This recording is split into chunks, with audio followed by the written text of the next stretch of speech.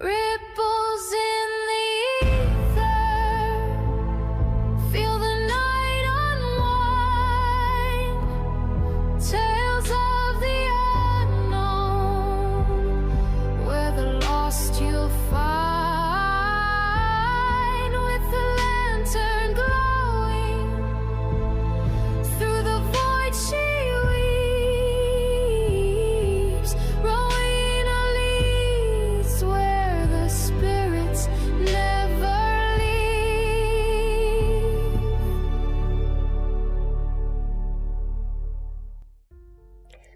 Hey there, Wanderers, and welcome to Ripples in the Ether. I'm your host, Rowena Etheridge, and tonight we're doing what we do best. Dimming the lights, pulling our metaphorical blankets a little tighter, and venturing into a realm that's probably hit a few of you way too close to home. We're talking about those fleeting, shadowy figures that dance at the edge of our vision. Those unsettling presences that feel not quite there, yet undeniably there. This is our very first episode, and trust me, we're starting with a ripple that will truly send shivers down your spine. It's a deep dive into the very fabric of fear and perception. Tonight, we're shining a flickering flashlight into the darkest corners of our perception, exploring what many call shadow people, the infamous Hat Man, and those chilling hooded figures, and how they often intersect with that terrifying phenomenon of sleep paralysis and its ancient counterpart, the Old Hag. Ever woken up utterly frozen, feeling a suffocating weight on your chest and seeing something utterly terrifying lurking in your room? Yeah, we're going there. So get ready, because this one's gonna leave some serious ripples in your psyche.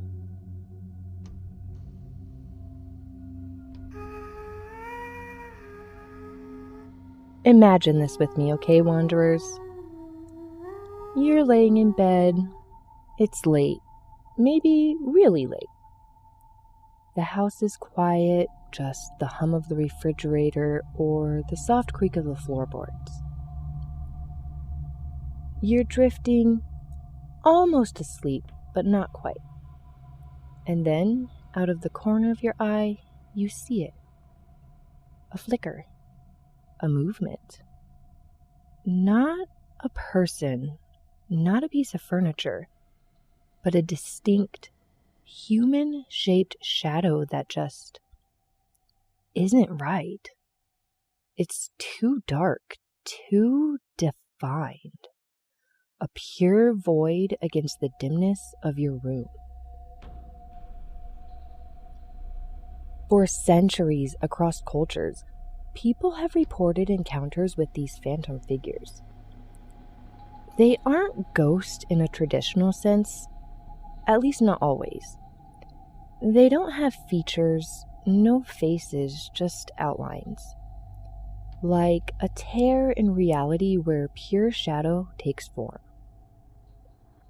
Sometimes they just stand there watching, other times they move quickly, darting from one wall to another, or even vanishing through solid objects.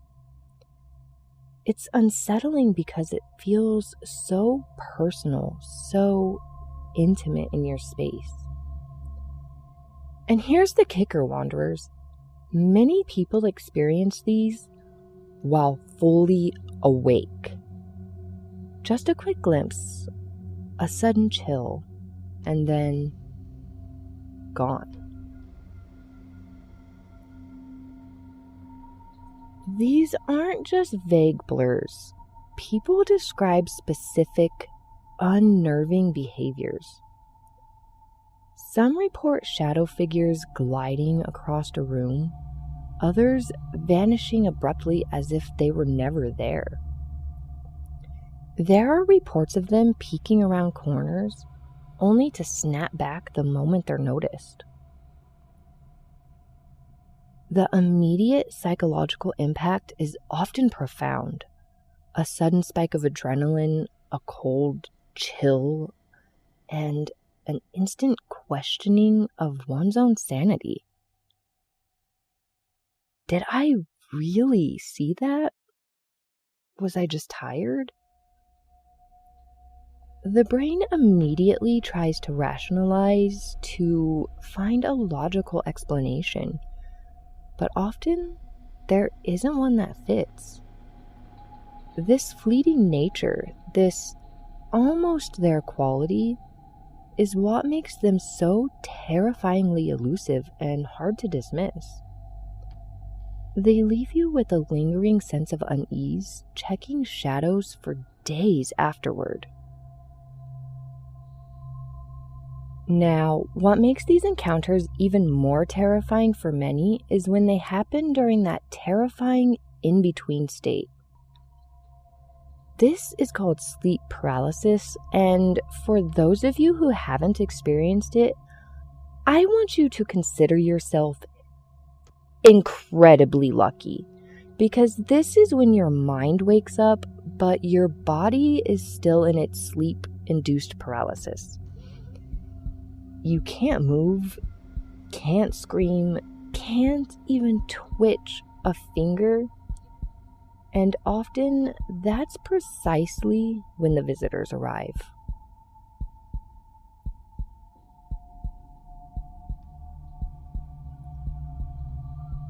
This isn't just a modern phenomenon either. The concept of an oppressive entity pressing down on a sleeper, often visualized as an old, withered woman, has been around for eons. The Old Hag is a figure deeply embedded in folklore, particularly in Newfoundland, but similar entities appear in myths worldwide. She's the literal weight on your chest, the suffocating presence that whispers or just is there, malevolent and silent. Think about it. A nightmare you can't escape because your body simply won't obey. It's primal fear, pure and undiluted. The terror is compounded by the helplessness, the inability to react, to fight, or to flee. So tonight, we're delving into those shared terrifying experiences, trying to understand what exactly is going on when these dark visitors come knocking. Are they figments of our overactive imaginations? Or are they something more? Let's start with the shadow people themselves. What are they? The accounts are remarkably consistent. Tall, slender, intensely dark figures. No discernible features, just a human silhouette made of pure shadow. Sometimes they have hats, which we'll get into, or cloaks. They often appear briefly, then vanish. They don't interact directly in the way a traditional ghost might, but their presence is intensely felt, often described as oppressive, chilling, or even malevolent. Beyond the typical human shape, reports vary. Some describe them as anamorphous blobs, shifting forms, or even small childlike figures darting quickly. Others report figures with glowing red eyes, an anomaly that adds another layer of terror to their featureless forms. While many simply observe, there are accounts where the shadow seems to lean in, as if examining the witness or even reaching out, though never making physical contact. The sheer variety yet consistent core characteristics across countless reports is what truly baffles researchers and terrifies experiencers. Are they a single phenomenon manifesting in different ways, or are there multiple types of shadow entities? This consistent reporting, often by individuals with no prior knowledge of such phenomenon, lends a haunting credibility to their experience and their existence being more than just hallucination. Think about it, wanderers. If you saw a shadow person, what would your first thought be? Probably you're just tired or it's a trick of the light, right? Maybe a momentary hallucination. But the sheer volume of similar reports from people who have no connection to each other, who live thousands of miles apart, who've never heard of shadow people before their experience, that's where it gets interesting. They don't just pop up in scary movies. They're popping up in bedrooms all over the world, and it's like a secret club nobody wants to be a member of. One of the most famous or infamous of these shadow entities is the Hat Man. He's a particularly disturbing variation, often reported as the most terrifying of all shadow figures. People describe him as exceptionally tall, often wearing an old-fashioned fedora or wide-brimmed hat, and a trench coat or dark flowing cloak. He's almost universally seen as malevolent, not merely observing, but presiding over the fear he instills. Unlike other shadow figures that might dart away, the Hat Man is often described as standing still, looming. His presence heavy and suffocating. Let's delve deeper into the Hat Man because he is arguably the most distinct and terrifying of shadow entities. His appearance is remarkably consistent, a tall, masculine shadow, often between 6 and 7 feet, with a wide-brimmed hat and sometimes a long flowing coat. Crucially, he has no discernible features under that hat or within his shadow form. No eyes, no nose, no mouth. He is literally a void given shape. His presence is almost always accompanied by an overwhelming sense of dread, oppression, and pure malevolence. People report a feeling of being watched, judged, or even of being a target. Ugh. Okay, so I have heard so many stories about the Hat Man. It's wild. Okay, one person described waking up completely paralyzed, only to find the Hat Man standing at the foot of their bed, leaning over them, just watching. They felt an icy cold permeate the room and a crushing weight on their chest, as if he was drawing the very air from their lungs. This witness reported a lingering sense of being unclean, almost violated, for days afterward, and that's giving me chills. I don't like that at all. I'm sorry that happened to you. Another told me he appeared in their living room just for a split second before fading into the wall, but the lingering sense of dread lasted for days. What's chilling is how many accounts link the Hat Man to periods of intense stress, trauma, or significant life changes.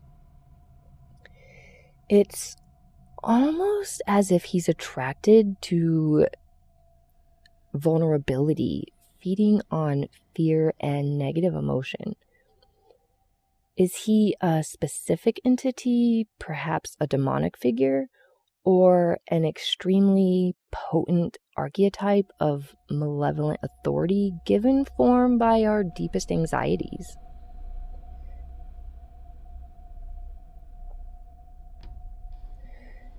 The specifics of his uniform, his particular type of hat, makes him stand out from other shadow figures.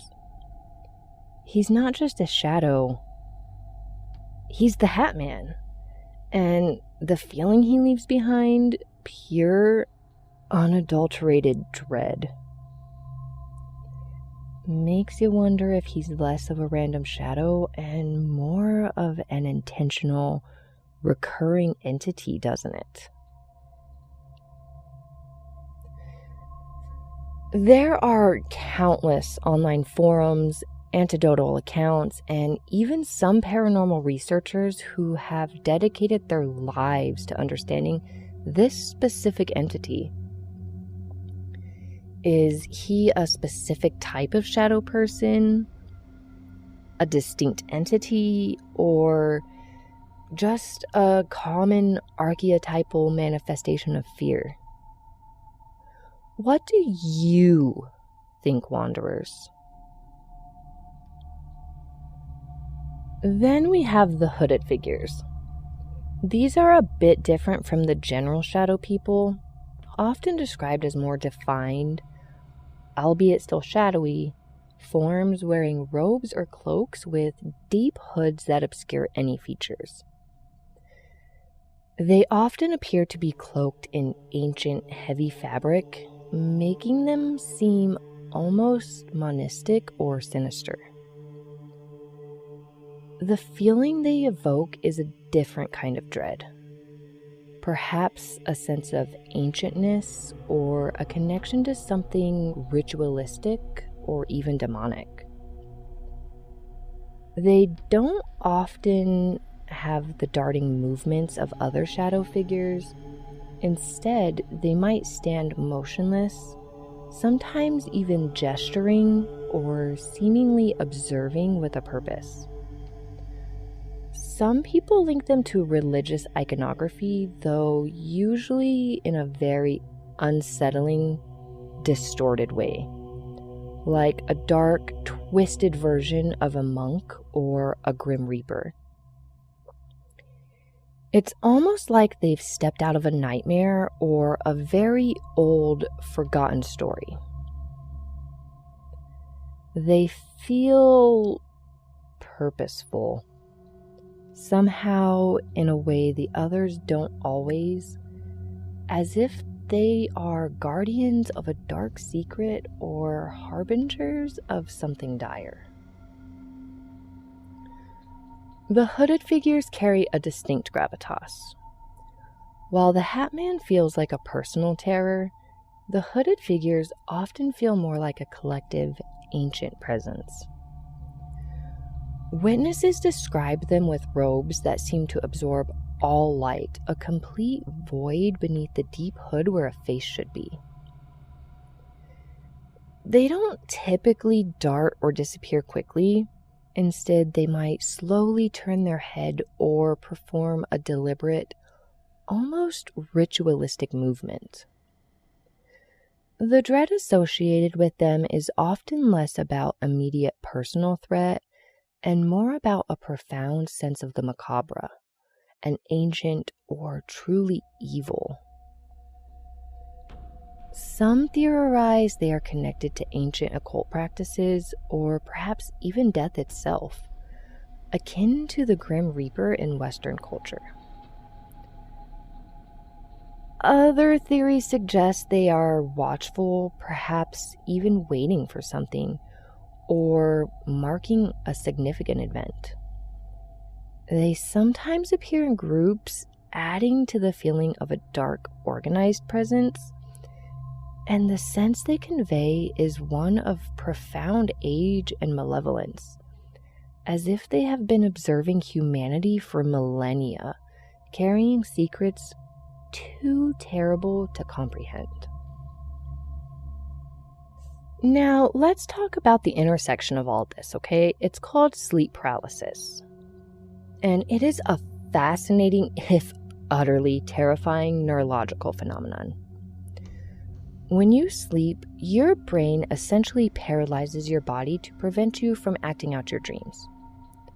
This is called REM atona, and it is a crucial part of healthy sleep. It's a good thing, usually.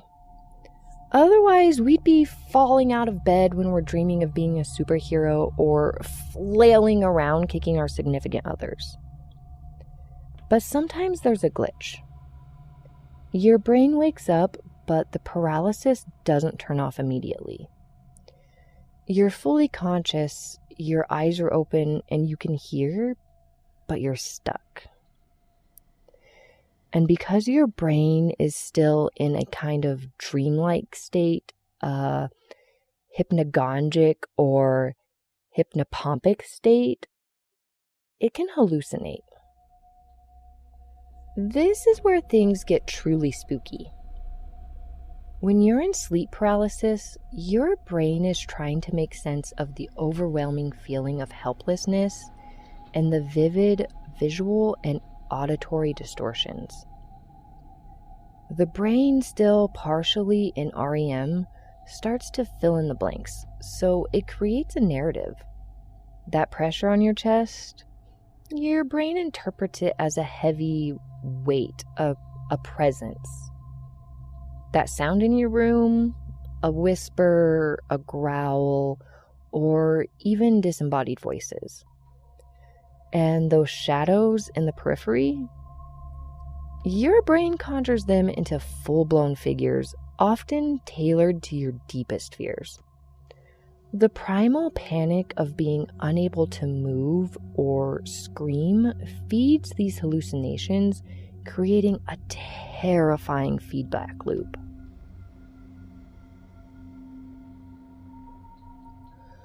The Old Hag is the classic manifestation of this. She's the personification of that oppressive weight, the feeling of being suffocated, of being watched. Her image varies across cultures, but the core experience is the same. An ancient, malevolent presence sitting on your chest, making it impossible to breathe or move. In some cultures, she's a witch, in others, a demon. She often appears with long, gnarled fingers and a terrifying, malevolent expression. Her eyes, sometimes described as glowing or piercing. The sensation is not just of pressure, but often a feeling of being drained, as if she is literally siphoning the energy from your body or whispering vile things just beyond comprehension.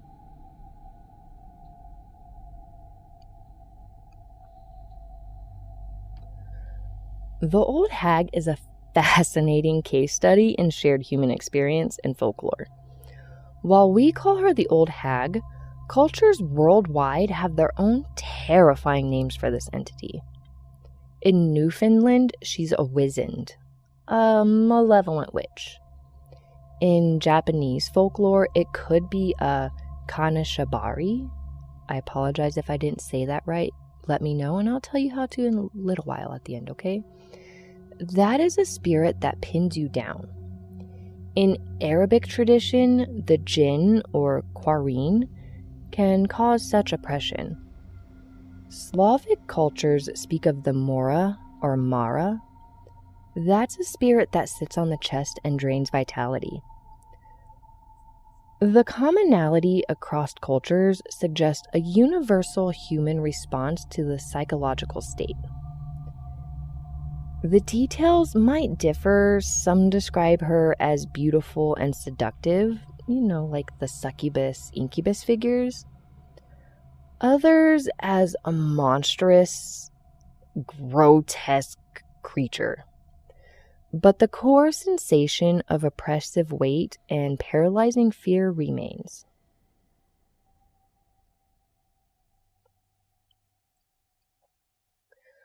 I've read accounts from people who swear they felt actual physical pressure, like someone was sitting on them. One person even said they could smell something foul like sulfur or old dust during their Old Hag experience, adding another layer of sensory horror. Another described feeling ice-cold breath on their face or the distinct sensation of being touched or even choked. It's a little kinky. Like, could you imagine being choked while you're trying to sleep? Like, what the hell? I don't even know. I have something to share with you in a minute. Now, is this the brain conjuring a full sensory experience to match the fear, or is there something actually there? The mind is a powerful thing, capable of amazing feats and terrifying illusions. But sometimes it feels too real to just be an illusion. It's the ultimate gaslighting from your own brain. The sheer terror felt by those who experience the Old Hag is palpable, often leading to lasting anxiety and a reluctance to go to sleep. Some experiencers even describe a feeling of something trying to possess them, to slip inside their mind or body during this vulnerable state. It's the closest many of us come to feeling utterly helpless in the face of an unseen terror. And I want to share my own experience with you, Wanderers, because I, myself, have experienced the Old Hag. And let me tell you, this crazy lady, absolutely freaking terrifying. I was laying in bed, as one does when trying to go to sleep, right? And I don't remember if I had actually fallen asleep yet and kind of woken back up, or if I was still falling asleep. But anyway, I do distinctly remember feeling what I can only describe as something trying to crawl up from the foot of the bed. It literally felt like hands and knees crawling up the bed across my legs, making its way up towards my face. Okay, you know that feeling when you feel the blanket being pulled tighter around you and the distinct impressions in the mattress, like you can feel the mattress sinking down. This is what I was feeling. And the entire time, I am completely freaking out. Like, I don't know what's happening. And I just see this stringy, dirty looking hair and what seems to be like shoulders and a hunched over person making its way up the bed, okay, towards my face. When this woman, this creature, got to the point where she would have been face to face with me, I distinctly remember, other than being absolutely terrified, because this is still giving me chills, trying to tell you, while she is where her face would be directly with my face, I remember my face was itchy, like my face was freaking itchy because this hair, her hair was touching my face. Ugh. I still can't to this day. Sometimes I still think about this and I wonder if she's going to come back and snatch me or something. I didn't smell anything from her. I definitely didn't get choked, thankfully. But it was still absolutely terrifying. And if you have experienced this, chances are you know what I'm talking about, and my heart goes out to you. And if you haven't experienced this, you're lucky, okay? I still don't even know what happened then, and I really hope she never comes back, because I do not know if I was hallucinating, if I was dreaming, or if somebody was literally trying to snatch my soul. Later, I want to hear what you have to say. We'll get into that as well.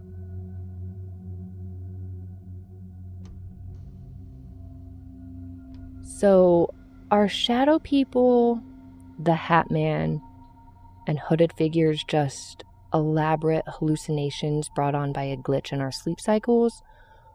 Or are they something more? Something that uses that vulnerable state to reveal themselves? It's a question that chills you to your bone.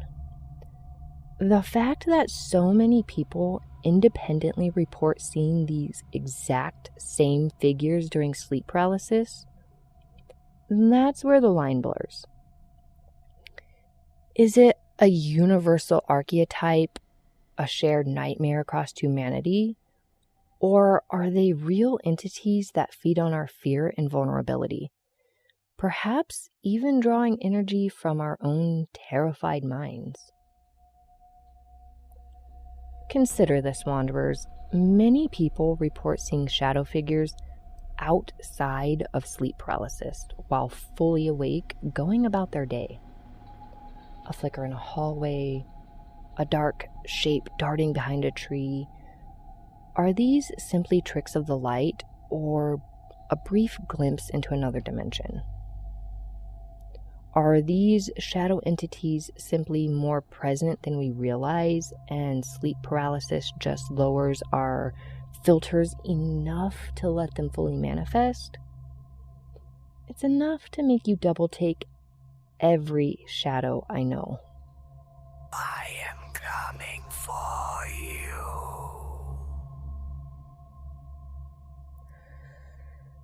The fact that these experiences are so consistent across cultures and time periods is what really makes them resonate.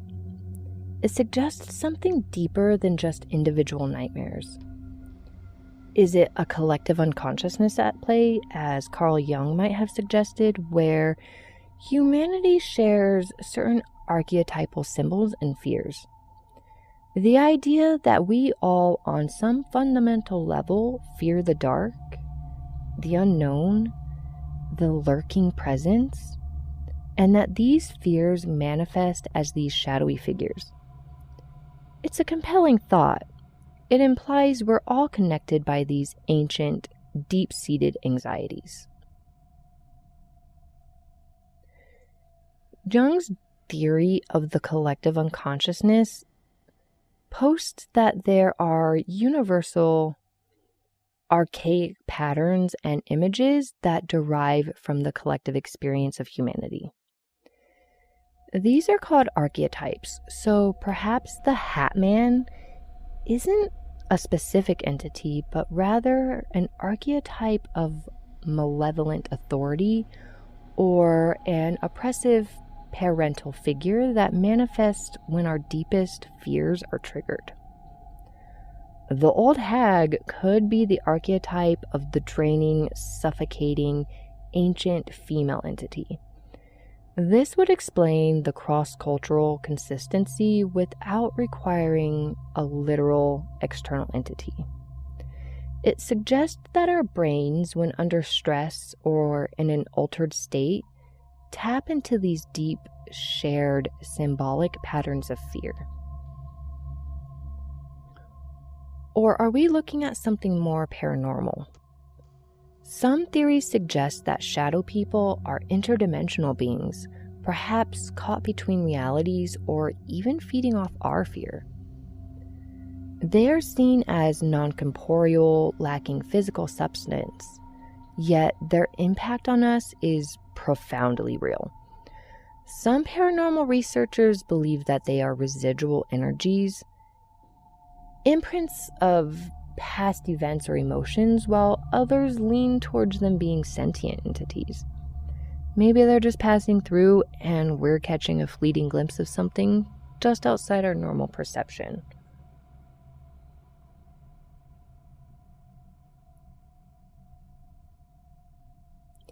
This idea of interdimensional beings is always fascinating to me. Imagine our reality is just one layer in a giant cosmic lasagna, and sometimes a little bit of another layer seeps through. These shadow beings, maybe they're just those other layers glimpsed when the fabric of reality thins. It's a wild thought, but it offers a kind of explanation for something so utterly bizarre and consistent. After all, what is a dimension, truly? We perceive 3, maybe 4 with time, but who's to say there aren't more? This theory often proposes that these entities exist on a different vibrational frequency, and when our consciousness shifts, as in sleep paralysis or during moments of extreme stress or altered perception, our frequencies briefly align, allowing for a glimpse. Some theories even suggest that these entities are energy vampires, attracted to and feeding on the intense fear, anxiety, or despair that they cause. This would explain why their presence is often so oppressive and why they seem to evoke such extreme negative emotions. They're drawn to these lower vibrations. I want you to think about the psychological impact, wanderers. People who experience these phenomenon often describe intense fear, anxiety, and even trauma. It blurs the line between dream and reality, between what's possible and what's not. It forces us to question our own sanity, our own perceptions. And in a world where we crave explanations, these experiences leave us utterly bewildered, adrift in the unknown. It's a reminder that even our own minds can be the source of our deepest fears, or the gateway to something else entirely. The lingering doubt, the feeling of vulnerability, the nagging question of, was that real? Can have profound effects on daily life. Many struggle with insomnia, night terrors, and a general unease in their own homes after such an encounter. The lack of societal understanding or validation can also lead to feelings of isolation for those who experience these phenomenons. But what about the more scientific explanations? Well, beyond sleep paralysis, there are theories involving temporal lobe epilepsy, certain medications, or even environmental factors that could cause visual or auditory hallucinations. For example, severe sleep deprivation can induce visual distortions, as can certain neurological conditions or even certain psychiatric disorders. Some researchers point to hypnagogic and hypnopompic hallucinations as the root. That's where the brain generates vivid imagery as it transitions into or out of sleep. But again, how do we account for the striking similarities in the descriptions across diverse populations and circumstances? It's not just a general scary figure, it's often the exact same figure, like the Hat Man or the specific crushing sensation of the Old Hag. It's a ripple that keeps expanding, pushing against easy answers. It's too specific to be easily dismissed as random brain activity for many experiencers. The consistency across countless independent reports across the globe remains the most compelling argument against purely medical explanations. And I don't want you to forget the cultural significance. The Old Hag, for example, isn't just a scary story. She's a way of understanding a very real, terrifying experience. By giving it a name, a face, and a history, we can perhaps begin to cope with something so utterly disorienting. It's humanity's way of trying to make sense of the inexplicable. These stories serve as both warnings and explanations.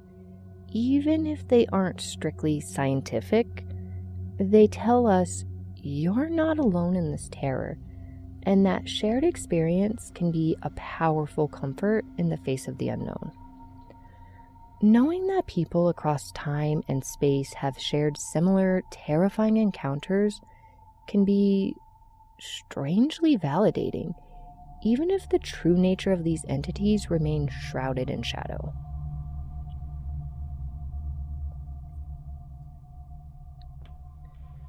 So what do we take away from our journey into the realm of shadow people, the Hat Man, hooded figures, and the chilling grip of sleep paralysis? Perhaps it's a reminder that our minds are incredibly powerful, capable of conjuring fears and realities that feel more real than anything we've ever touched. Perhaps it's a peek behind the veil, a glimpse into an existence we don't fully comprehend, where entities move unseen, only occasionally revealing themselves when our guard is down. Whatever they are, wanderers, these encounters leave an undeniable ripple in the ether. They challenge our understanding of reality, of consciousness, and of the unknown. They remind us that even in the quietest moments, when we think we're safest, there might be something watching, something lurking in the shadows of our perception. And sometimes that something might just be a very dapper, very terrifying hat-wearing figure. Have you ever seen a shadow person? Encountered the Hat Man? Felt the crushing weight of the Old Hag during sleep paralysis? I want to hear your stories, your theories, and your terrifying accounts. You can find and connect with me on Facebook, Ripples in the Ether, or on Instagram at Ripples in the Ether. You can also send me an email directly at ripplesintheether@gmail.com. And if you want to support the show and help me continue to delve into these mysteries, please check out the Patreon, patreon.com/ripplesintheetherpodcast.